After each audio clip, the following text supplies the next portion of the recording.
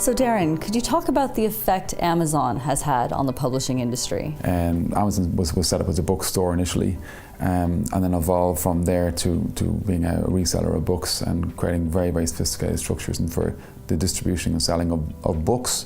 Some people think Amazon is a seller of ebooks. It's not, it's a seller of books. And it's the biggest seller of books globally. But not only have Amazon had an influence on books, they also have had, because with the evolution of ebooks, they control the price of ebooks, and they control the margins of ebooks, and they don't relate that back to the market. So again, publishers are left in the dark a bit. So it leaves, I suppose, publishers with a lack of control. Publishers are looking at how they respond to that. And some would say, well, publishers don't like the way that Amazon is doing it. Well, but where is the push from the publishers to do it themselves? Yeah, I mean, there are some publishers now looking at, did they take the jump from Amazon and leave it, and do they try on their own? And I suppose it's a very, very risky situation. But for them, for some publishers, the margins associated with their books is so low that if Amazon becomes the go-to for their books, well, maybe if their books weren't there, and could they look at the level of margin, the level of revenue that they're taking from that, and investing in some other way of attracting their consumers and their authors and everything else to a different space? Would that be worth the risk? How do publishers who don't necessarily want to involve in the Amazon setup, how do they go about vying for their share of attention in the marketplace? Well, I think publishers are looking at a more community-based approach. How do you track people towards you as an organisation? What you're looking at here is really an evolution towards publishers really coming out of themselves and moving away from the traditional concept as a publisher, but realising, as we mentioned when we had the conversation today, realising that they're actually in a very, very strong position, more stronger than they think they are. Up for question over the last number of years is, what is a publisher? Who is a publisher? And what's the difference between a publisher and a platform? A platform, is Facebook a publisher? We would argue no. They are not a publisher, but in many ways they act like a publisher. The question is, should they be a publisher? Yeah. What is the difference? The publisher would be editorial. Consumers consume the output in the same way that they consume published output. Which they do. Yeah, they do. Consumers, do they really care whether it has been fact-checked and is it trustworthy? And well, I think the way things have played out in the last few years, we can see that consumers don't. They consume it in the same way. The strength of a publisher is the structures that they have in place, to the strength of the editorial structures they have in place to manage and control content, and to create content that has certain a certain backbone, that has standards and regulated, and it has a commentary that's been thought out. And I mean, if you think about anything in relation to publishing and relating to disseminating content, the big thing that comes into it is one big word, and it's one big word in any relationship anybody has, and it's trust. Yeah. It's like Michelle had said in an earlier conversation, the thing about Amazon is that their brand is so strong now. They've basically steamrolled over many other publishing brands. I mean, there are only a few maybe that come to my mind immediately when I think this is recognizable as a publishing brand. They would be the likes of Scholastic, we were saying, Harry Potter, you said, Bloomsbury over here, same deal. Penguin, Vintage Random House, these brands are recognizable because people have trusted them for decades, and you recognize the editorial quality. I think there will be another stage in evolution in the publishing market whereby the structures, the digital structures and the marketing and sales and branding structures will be evolved, and that will determine the relative success of the publishers in the market now, and it opens up huge opportunities for smaller publishers who have, because now the digital structures of distribution are now in place. You can get your book on different platforms very, very quickly. So, people that are very savvy in brand awareness and sales digital marketing structures will definitely have, could have a huge impact on the industry over the next number of years. Should a digital book be cheaper than its physical equivalent? Yes, it should. It very much so should be cheaper. However, only in the context of the marginal difference in cost related to print and distribution. So essentially, the creation of an ebook is not a matter of taking a piece of content and creating it into an EPUB file. it's all those other things that happen as a result of producing high quality editorial content, whether it be a news platform, whether it be a book, whether it be a journal, whether a magazine. I mean, basically the processes are exactly the same up until you get to whether or not it becomes a physical book or a digital book. They're exactly the same. You have commissioning, you have editorial, you have production. All of those steps need to happen whether you have a digital book or a physical book. Yeah, and what's happened over the last number of years is those processes become assimilated anyway. So to produce a piece of content, whether it be printed or electronic, it has the same workflow. So the content will come in, it will be assessed, it'll be managed, it'll be handed over to production. Most content now will have an XML component to it. It'll be converted to XML. It will be converted to and edited in that environment. Whether the publisher decides then to publish it, to print it or not, is really a secondary consideration. Yeah. That's different, and you know, it's important for the market to be conscious of that.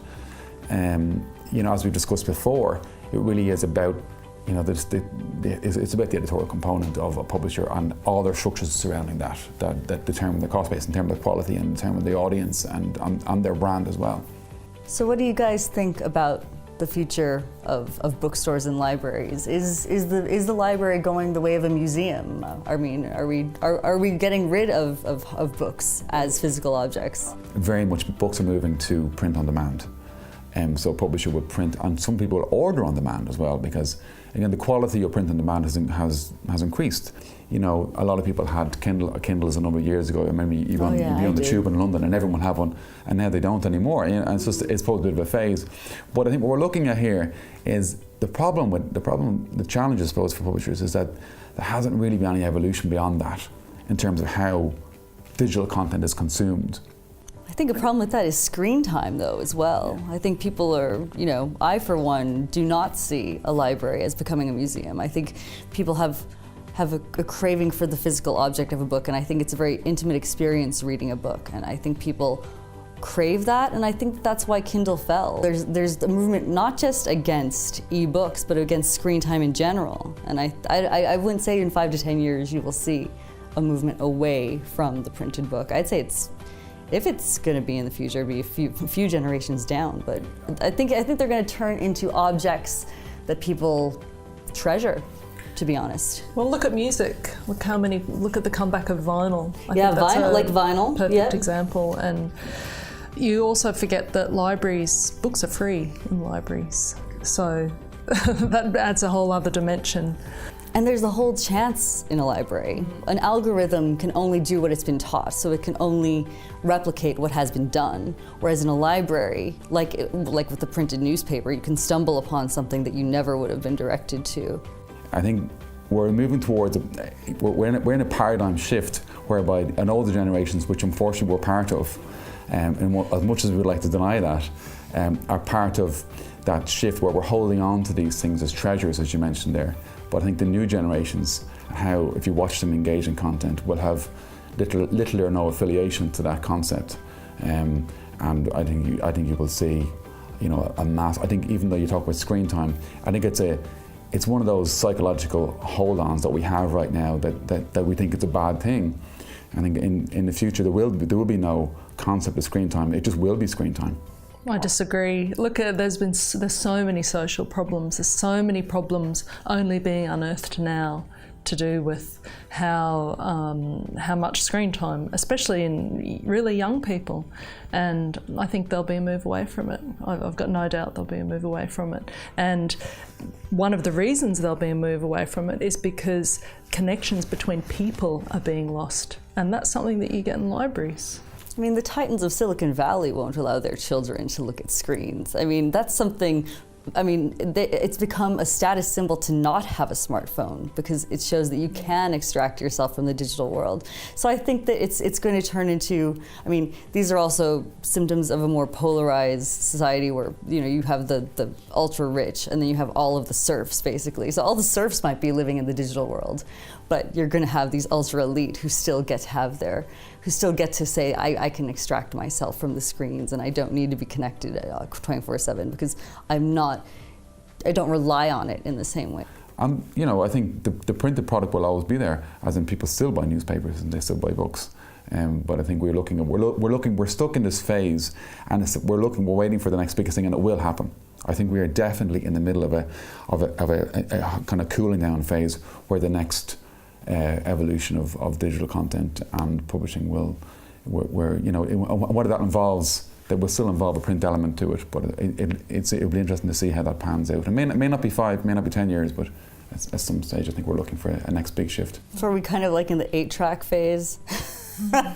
Between like vinyl and CDs, which then became MP3s, and everyone hates the MP3 because there's horrible quality. I think it's a very good example. But it's always compared to music in relation to how music has evolved, or how, if you looked at a number of years ago, you look at even how television's evolved. I mean, like the channels in the US and Ireland are over. Normal television is finished. Netflix has won, and what's the challenge the next is going to be, and the same will happen with book content. It's a matter of time. Sarah, why do you think metadata is so critical in publishing?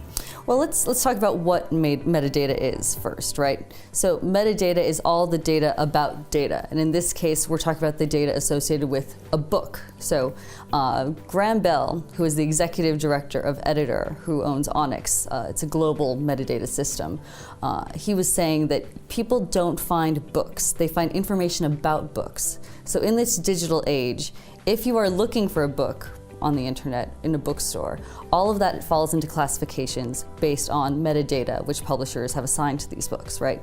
So believe it or not, most publishers don't even bother filing the basic information about their books, namely author, title, imprint, all publication date. These are the basics that any publisher should submit when they are submitting information out about their books, and yet very few do.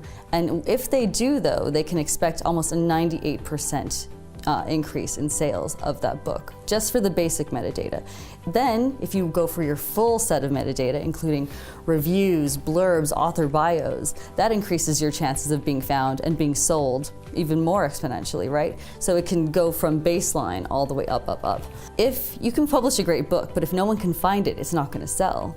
So you basically have to be sure that you're keeping on top of updating your metadata at every stage of the game, because this isn't a one-off thing. I mean, you guys know as well as I do. You can be working on a book, and how many times does the title change? How many times does the pub date change? If you aren't keeping on top of your metadata, then no one else will be able to keep up with it, and your book will just end up being lost.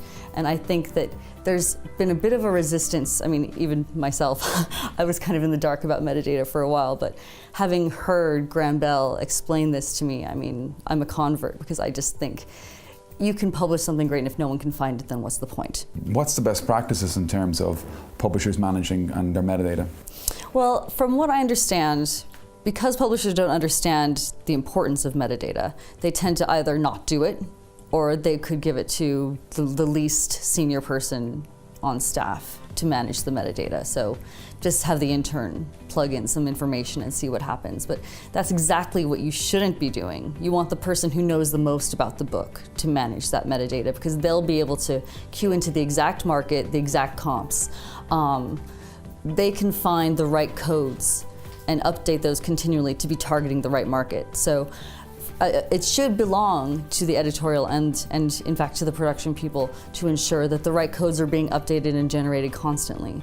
And you can't just expect that some person who doesn't know the industry and is not invested in it will be able to assign the right codes to the right titles to get them found. So that's why it's so important. The best practice would be senior person who's invested in the titles, who knows the list, keeping up with it ideally on a weekly basis as things are changing. So if you look at the life and blood of a book, which is this metadata, well, then every time anything about that book changes, it should be updated. But that will only work. People, even publishers might do that right now, but they might update an Excel sheet or they might update their own system. But if that system is not Onyx compatible, right, and doesn't release that content, and doesn't release it on a weekly basis, well then the story about their book or the structure about their book is not updated then globally and is not available. But there are really lots of good systems now that do that. And what they do is they operate effectively as a title management system, and allow publishers to update the content very easily, just once, and they will update the classification systems. But they will just automatically. But the challenge is taking that, how can you take that then to making it into practice? And there is a perception that this is very complicated, it's very difficult. It's like, when people hear about XML, published XML, they go, oh well, that's very complicated. It is, but there's so many systems out there to make it easy, and it's a relatively low cost because the systems have evolved and they're evolved, into title management systems as well. It means that they're online and they're cloud based. It's a relatively low cost engagement. I mean, you mentioned there earlier on that that there is the better metadata leads to better book sales. Is that is that just hearsay, or is there any cases about that? Yeah, there have been the Nielsen studies on metadata. So there was the first one in 2011, which showed that if you use even just your basic metadata, your book sales will be over double what they would have been if you hadn't filled in your proper basic metadata, and that was replicated in 2016 for the same results. So I mean, it's a no-brainer. It's proven and it's consistent. It's just a matter of keeping up on your data as your titles are changing and as anything comes in. I mean, Graham was saying, give your full bio, give your small bio, give your blurb, give your short blurb. The more data, the better, and the more effective it will be in helping you reach your market. What's interesting about it as well, if you look at the big standards of excellence in terms of adhering to high quality metadata, is that it allows some of the smaller publishers to have a better playing field with bigger publishers. Because if you look at the ones that have really embraced metadata, you've got Burla Dodds, who are one of our clients, you've got O'Brien Press in Dublin, and they've really taken metadata onto a higher level and managed it to a higher standard, and that gives them a better shot, and it gives them a better opportunity to sell their books globally and to put themselves on without traditionally having, say, all the sales and distribution channels across globally. But if they update their standards and manage the metadata standards, it gives them a really strong chance of getting their books represented globally as well, which is very interesting. And I think you can see there's a lot of small publishers would see that, well, I can't do this, it's very difficult, but actually there's an exponential opportunity for even smaller publishers to expand their sales through better metadata. So Darren and Michelle, what do we feel are the major challenges that publishers face today? Controlling their cost base has been a factor for a lot of years, and in response to that, over the last 20-25 years, the immediate response to that has been to outsource some aspects of publishing. A whole industry then was created on the back of outsourcing publishing production, and mainly centred in hubs of India, China being one of the biggest, and a whole load of companies evolved from that. And that was what we're talking about here, and immediately we're talking about the outsourcing of the technical aspect of production. And then when you look at outsourcing and offshoring, and the next component the publishers considered was how could they, one of the most expensive aspects of publishing production is copy editing, now editorial, indexing, proofreading, which adds a huge cost base to publishing.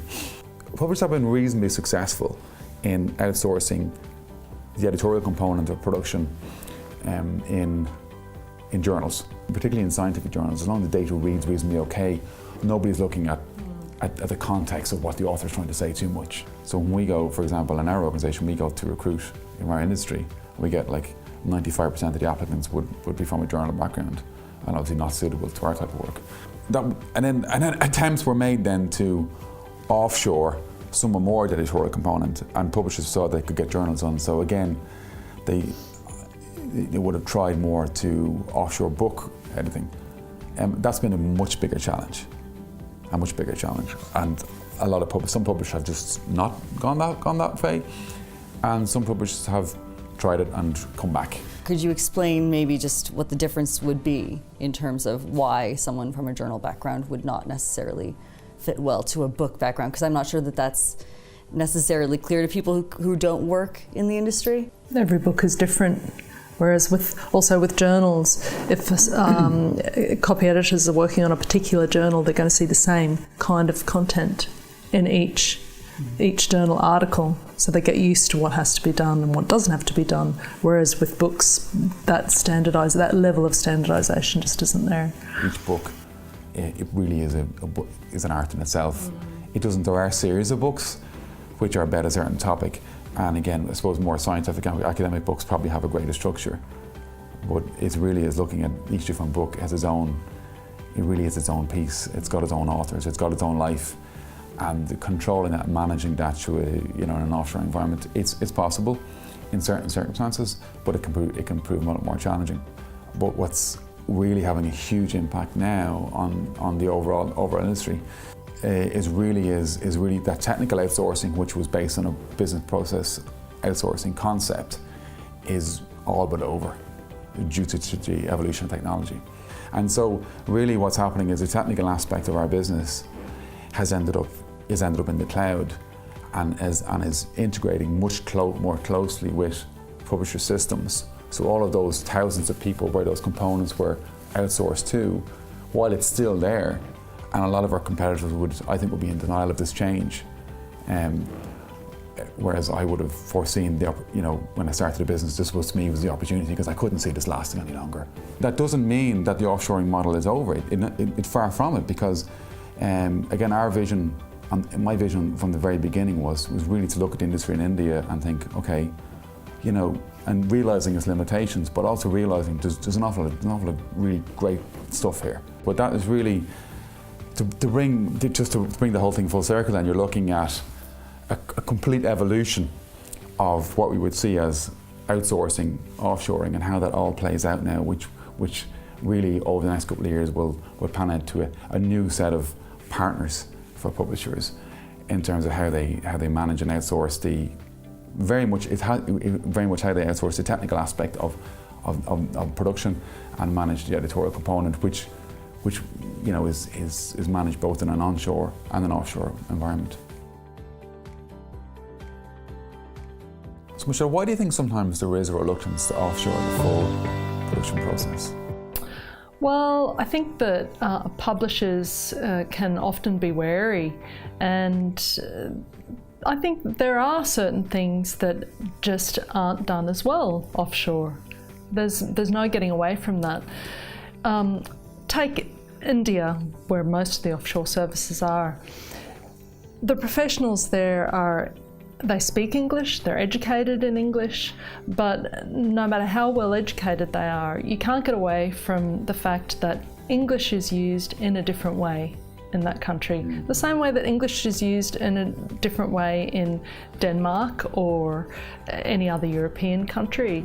And Indian copy editors can do a great job on certain types of material, but then there are other types of material that are more challenging. Like what kind of material would you think? Well, I'm really thinking of the biggest challenge, I think, comes from material that's written by non-native English speakers.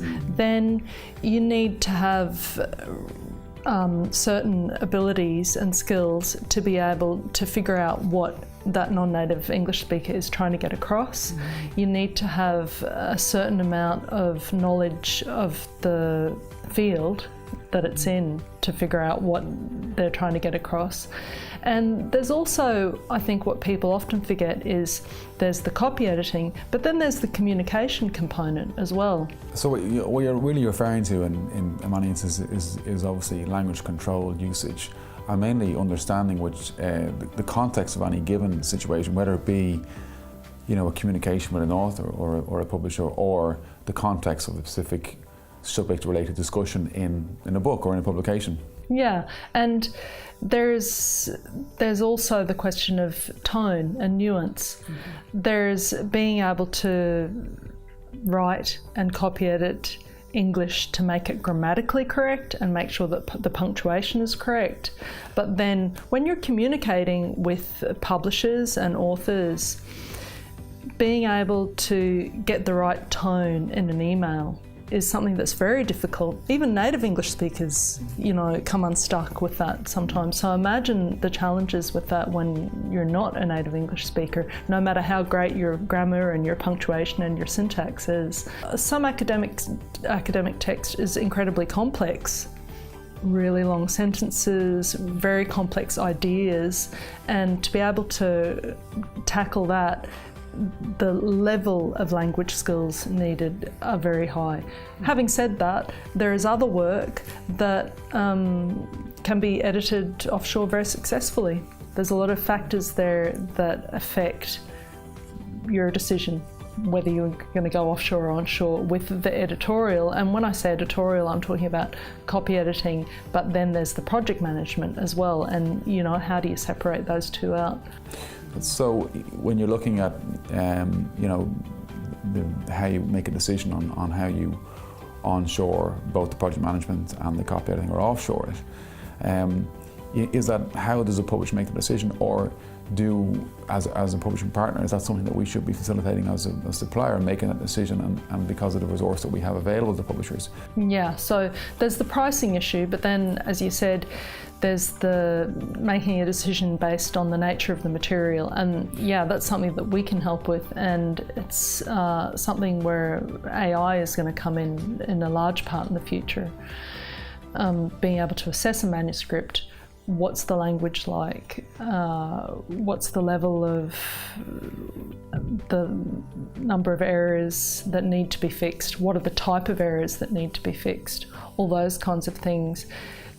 By assessing them, we can help the publisher decide whether offshore or onshore is the most appropriate. I think the essential DNA of the ideal service provider would be able to have a high enough knowledge level to figure out what is needed and to be flexible enough to adapt to those needs.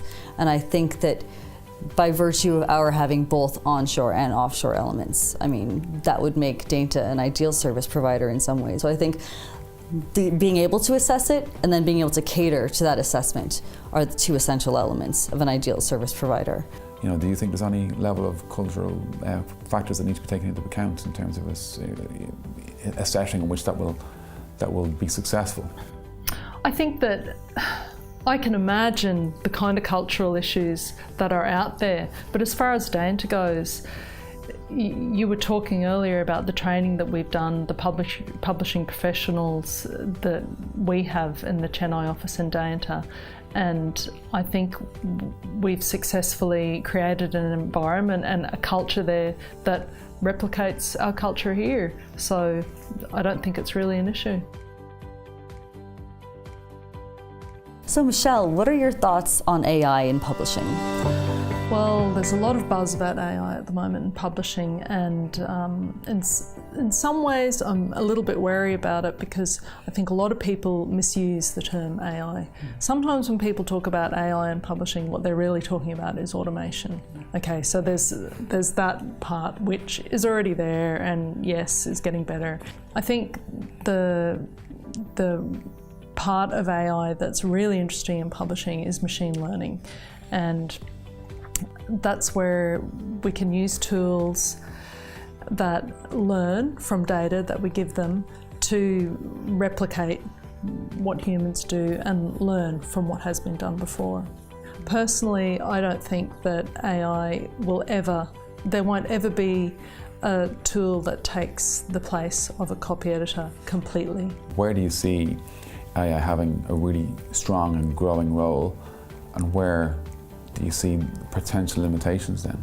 Well, I think right now, this goes back to a conversation that we had about assessing material and making decisions about where it's going to be handled, how it's going to be handled. That's something that AI is very good at. Being able to assess a manuscript and say, okay, this is the standard of English that's used, these are the type of errors that are there, this is the level of errors that are there, and this is what we think needs to be done with this manuscript. There's huge potential there. Can AI also help with identifying different house styles of publications? Yeah, there's certainly potential for AI to do that, and the more standardisation that exists, the easier it will be for those tools to do that. I think there's this idea that in academic publishing everything's extremely dry and there's a very standard way of writing. To an extent there's some standardisation, but there's still an awful lot of an authorial voice in academic writing, especially humanities and social sciences. No one wants to see that lost.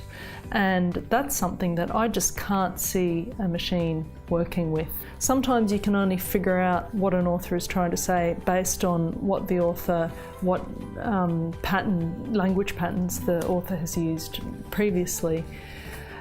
I really can't see a machine doing that. It's like you mentioned Google Translate.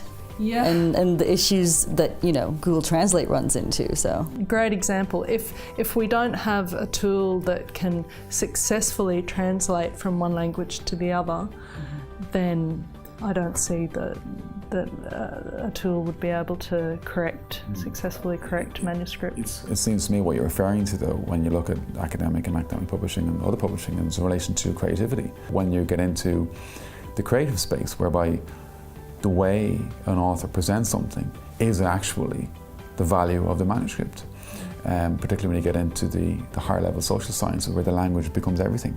But I also think that it's a little bit dangerous, because if you want to trust a machine to do your copy editing, as we've all learnt from human copy editors, if a mistake is made, it can have really serious consequences. So I think we need to be careful. I think there's huge potential there, but I think we need to tread carefully.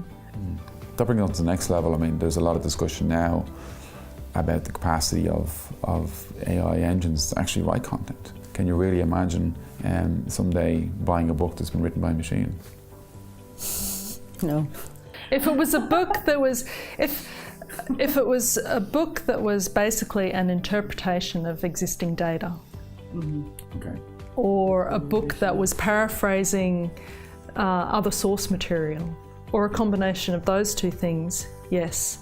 But if it was a book that had original ideas in it and creativity. And in that respect, in some ways, there are possibilities, like for manuals, for content, that there's a huge area where that, because the accuracy could be higher, there's a great possibility for AI to be involved in terms of in developing content, writing content. Yeah, there's less room for error, I guess. There's less room for error, particularly where that matters. But we're working on content now in the legislative space and the accounting space, and because AI and the machine could work that out very accurately and ensure no room for error, that certainly could help in terms of creating those manual content for students and so on. But I suppose what we're coming back to then really is, once you hit on to the area of a creative space, that's where we hope and pray that the humans will be left to their own devices.